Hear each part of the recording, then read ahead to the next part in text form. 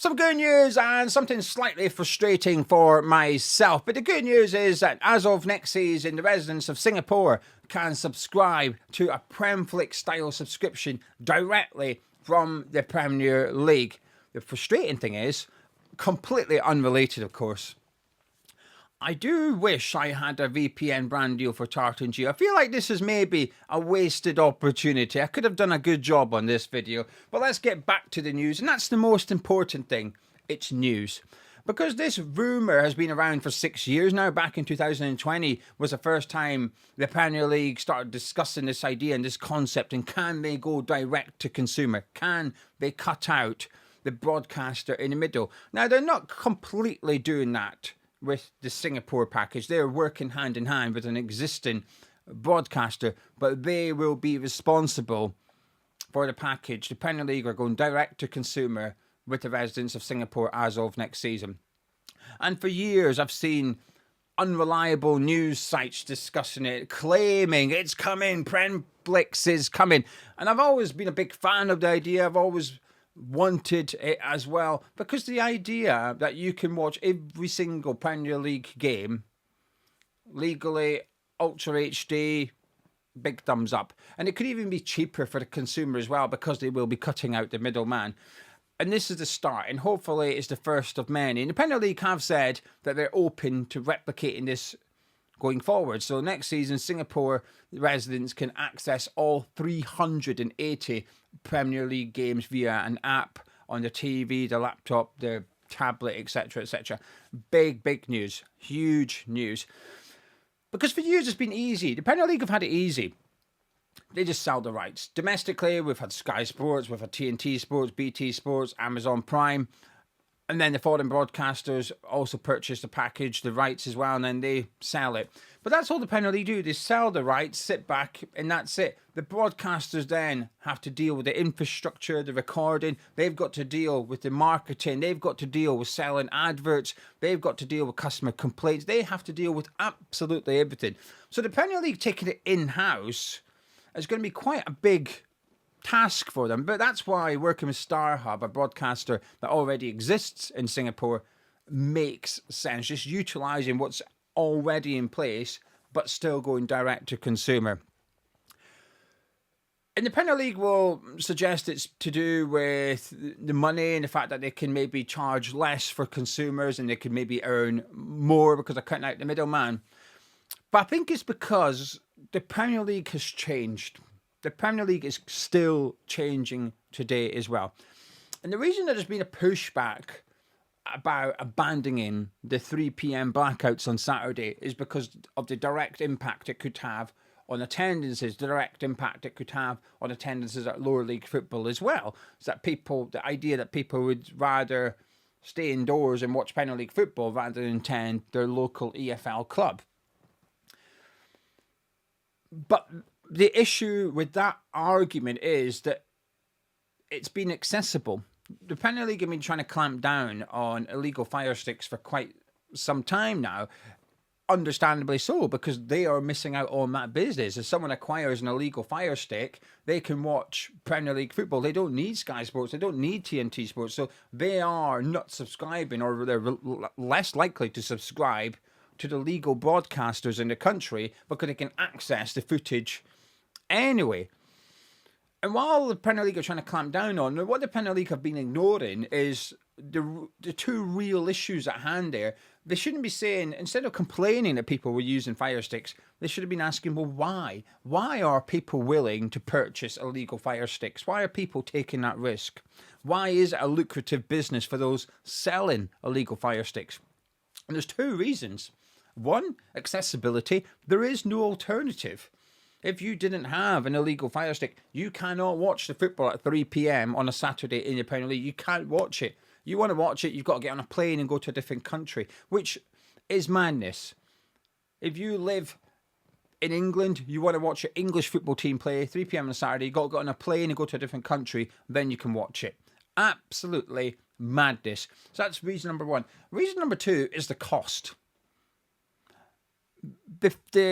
What you need to pay for TV in England is ridiculous. Now, I've got what I feel. I'll tell you exactly what I pay. I pay between £70 and £80 for my Sky Sports and TNT Sports. And I think I've got a decent deal. Netflix is included in that.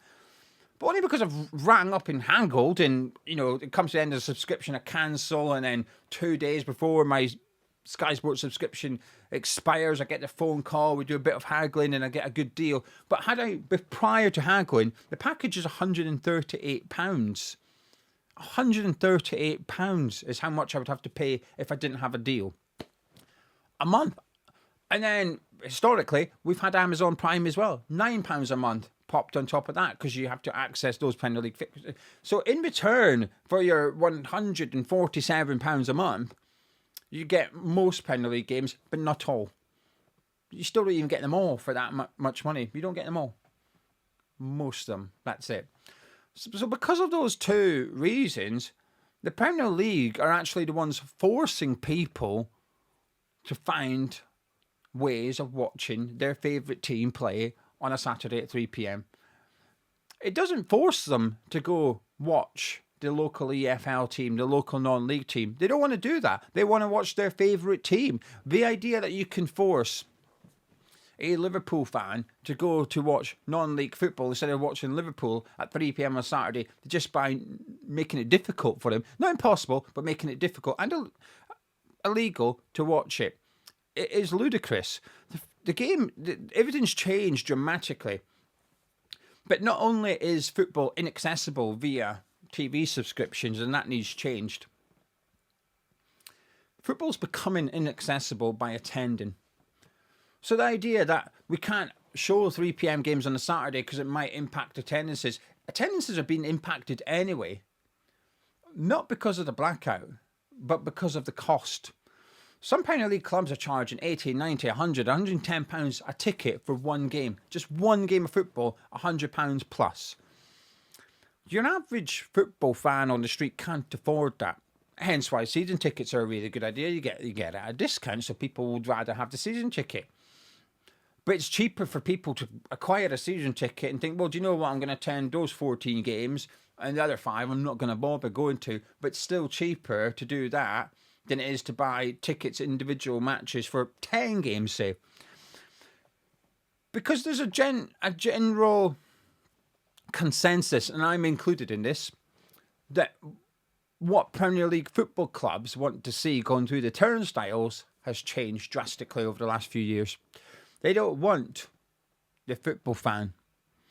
They are more open to the tourist. Now, I have to say there's a bit of irony here going on, which is that we as football fans will say, well, we're part of the product, we're part of the appeal. When the Premier League goes to sell the TV package, part of that appeal to those purchasing the rights to broadcast Premier League football games is the fans in the ground in the atmosphere, right? That's part of the attraction. Would they be as keen if the grounds were empty? I'm not so sure. I'm sure they'd still buy it, but I think the interest would be a little bit less. So the fan base is part of the attraction. But the problem is we've spent years and years marketing the Premier League overseas. And naturally, those that have been watching the Premier League week in, week out, and may not have an affiliation with a football team, think, I'm going to go to one. I'm going to go to one of these games. I've been watching it for a few years now. I've been accessing it. I've been watching all this football. I'm going to go now. So they turn up. They go to the games. They don't support either team that's playing. Maybe they support their away team that's playing, but they're in the home end. And it's something that the Premier League have invited. Maybe unintentionally, but they've invited it. They've set it out there. They've appealed to the wider football fans. They said, come have a look at our product. And you come, have a look. And they've done that. And it cashed in on it. Premier League clubs have really benefited from that. And now people are saying, hang on a minute, there's too many people here that don't actually support the football team. And I actually think it's almost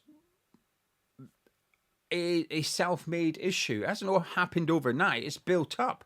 But because the Premier League's been there and it's an attraction, if we strip away, as football fans, most people listening to this are football fans. It's a difficult concept to think, yeah, but why would you go to watch a game of a team that you don't love? I'll be honest with you. I've been to a Bundesliga game. Don't support either team. I've been a tourist before. Now, I like to think I'm a respectful one. When the home fans stood up, I stood up. When the home team scored, I cheered.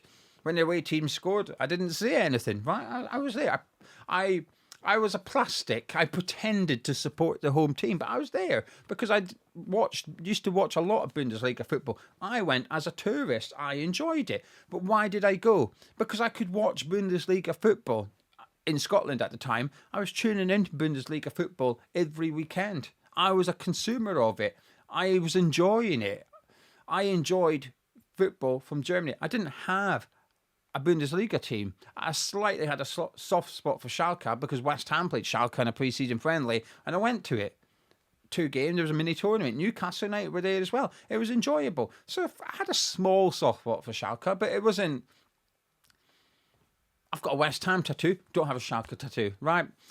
I didn't even go, when I went to Germany to a Bundesliga game, I didn't even go watch Schalke. I just wanted to go watch a Bundesliga game of football. And that's what's happened to the Premier League. People away from England have fell in love with the Premier League. They enjoy the Premier League.